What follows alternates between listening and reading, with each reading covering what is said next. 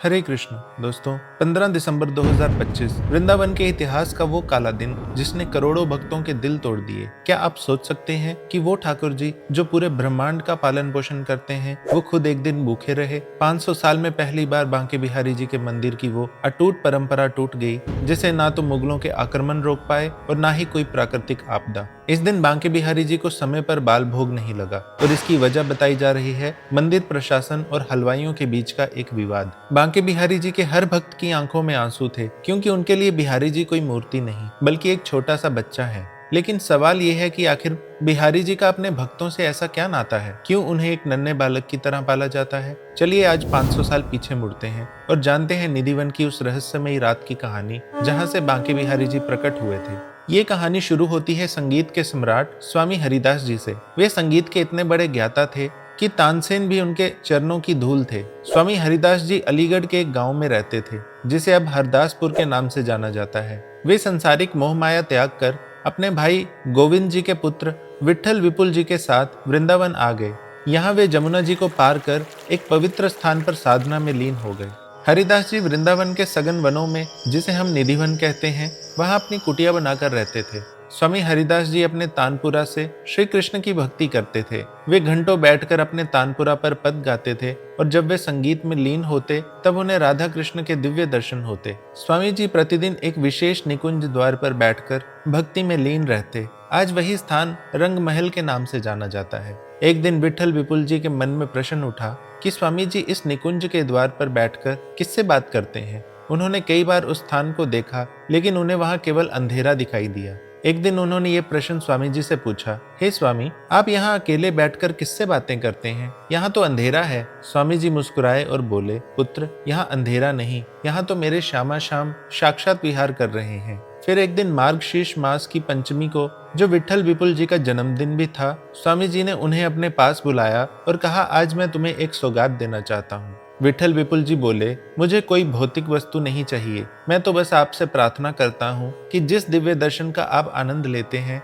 वह सबको सुलभ हो जाए। स्वामी जी उनकी भावना से प्रसन्न हुए और सभी संतों महात्माओं को आमंत्रित कर संगीत आरंभ किया। उनके तानू से दिव्य स्वर निकलने लगे। स्वामी जी के नेत्र भर आए, वातावरण भक्ति रस में डूब गया। तभी आकाश में बिजली कड़की, वर्षा होने लगी और अचानक पूरा निधिवन एक अद्भुत खुशबू और प्रकाश से भर गया। सभी दर्शक उस दृश्य को देख आनंद से मगन हो गए। उस प्रकाश में जुगल जोड़ी सरकार साक्षात प्रिया प्रियतम हाथ थामे हुए वहां प्रकट हुए। लेकिन वो दृश्य इतना अलौकिक था कि कोई भी साधारण आंखें उसे देख नहीं सकती थी। स्वामी जी ने देखा कि राधा रानी का तेज करोड़ों सूर्यों के समान है। तब स्वामी जी ने प्रभु से प्रार्थना की, हे मेरे प्रभु, हे मेरे प्राणधन, आप इतने सुंदर हैं कि दुनिया की नजर लग जाएगी, और किशोरी जी का तेज इतना है कि भक्त देख नहीं पाएंगे, और मैं आपकी अलग अलग सेवा कैसे करूंगा। कृपया करके आप दोनों एक ही रूप में समा जाइए, जिससे मैं आपकी सेवा कर सकूं और जन साधारण भी आपके दर्शन कर सकें। तब भक्त की पुकार सुनकर राधा रानी और श्री कृष्ण ने एकाकार रूप धारण किया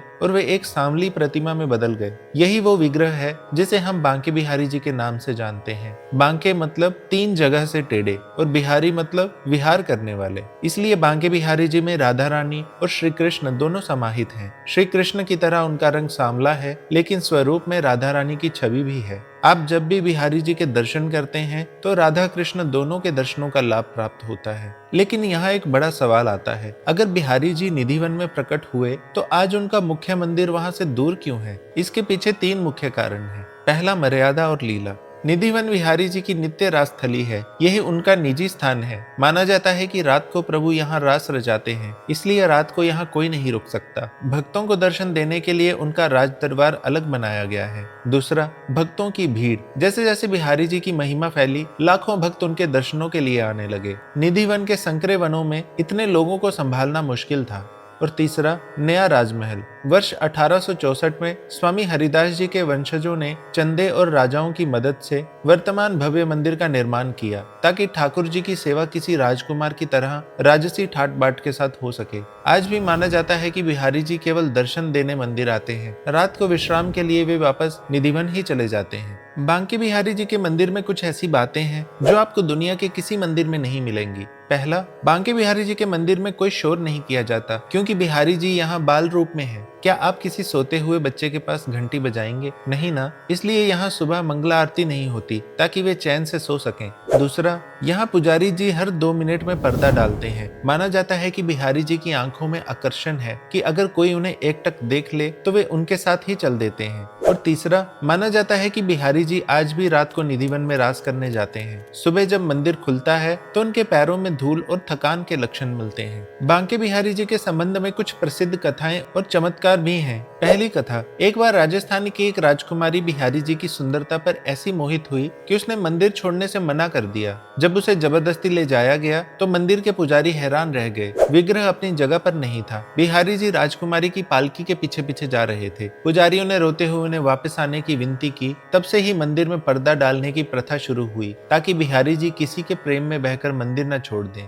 दूसरी कथा तब की है जब भगवान कोर्ट में गवाह बने। एक गरीब ब्राह्मण पर एक साहूकार ने झूठा कर्ज मढ़ दिया। ब्राह्मण ने गवाह के रूप में अपने बिहारी जी का नाम लिख दिया। कोर्ट में एक बूढ़ा आदमी आया और उसने ऐसी सटीक गवाही दी कि जज भी दंग रह गया। जब जज ने उस गवाह को ढूंढना चाहा तो वह गायब हो चुका था। बाद में जज को एहसास हुआ कि वो गवाह कोई और नहीं, स्वयं बांके बिहारी जी थे। अभी हाल ही में अक्टूबर 2025 में 48 सालों के बाद मंदिर का खजाना खोला गया। वहां से सोने चांदी के बर्तन, प्राचीन आभूषण और वो गुप्त दस्तावेज भी मिले जो सदियों से बंद थे। ये सब इसलिए किया जा रहा है ताकि मंदिर की व्यवस्था सुधारी जा सके। लेकिन भक्तों का मानना है कि बिहारी जी का असली खजाना तो उनके चरणों की धूल में है। दिसंबर 2025 की वो घटना जहां बिहारी जी को भोग नहीं लगा, उसने हमें एक सीख दी है। प्रशासन और विवाद आते जाते रहेंगे, लेकिन बांके बिहारी जी का अपने भक्तों से जो नाता है वो अटूट है। वे 500 साल पहले भी प्रेम के भूखे थे और आज भी हैं। अगर आप भी बिहारी जी के चरणों में नतमस्तक हैं तो कमेंट में राधे राधे जय बिहारी लाल की जरूर लिखें। वीडियो को उन लोगों तक पहुंचाएं जो बिहारी जी को अपना सर्वस्व मानते हैं। सब्सक्राइब करें ताकि हम ऐसी दिव्य कहानी आपके लिए लाते रहें। हरे कृष्णा।